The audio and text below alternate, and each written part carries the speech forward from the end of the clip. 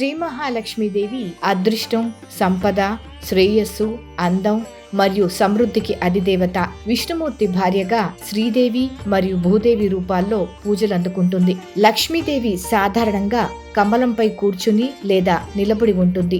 ఇది స్వచ్ఛత, అందం మరియు ఆధ్యాత్మిక ఉన్నతికి చిహ్నం. లక్ష్మీదేవి 4 చేతులను కలిగి ఉంటుంది. అవి జీవితంలోని 4 ముఖ్యమైన లక్ష్యాలను సూచిస్తాయి: ధర్మం, అర్థం, కామం, మోక్షం. లక్ష్మీదేవి ఒక చేతిలో బంగారు నాణేలను కలిగి ఉంటుంది. అవి నిరంతరంగా లక్ష్మీదేవి చేతి నుండి ప్రవహిస్తున్నట్లు కనిపిస్తాయి.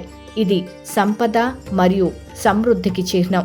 మరొక చేతిలో కమలం ఉంటుంది. లక్ష్మీదేవి వెనుక ఏనుగులు నీటిని చల్లుతున్నట్లు కూడా కనిపిస్తాయి. లక్ష్మీదేవిని పూజించడం వెనుక అనేక కారణాలు కనిపిస్తాయి. లక్ష్మీదేవిని పూజిస్తే ఆర్థిక సంక్షోభం నుండి విముక్తి లభిస్తుందని, ఆమె అనుగ్రహంతో ఇంట్లో ధన ధాన్యాలకు కొరత ఉండదని భక్తులు నమ్ముతారు. లక్ష్మీదేవిని పూజించడం ద్వారా వ్యాపారంలో, ఉద్యోగంలో విజయం లభిస్తుంది. ఈ మహాలక్ష్మీదేవి 8 రూపాలలో అష్టలక్ష్ములుగా కొలువు తీరి ఉంటుంది. ఆదిలక్ష్మి, ధనలక్ష్మి, ధాన్యలక్ష్మి, గజలక్ష్మి, సంతానలక్ష్మి, ధైర్యలక్ష్మి, విజయలక్ష్మి, విద్యాలక్ష్మి.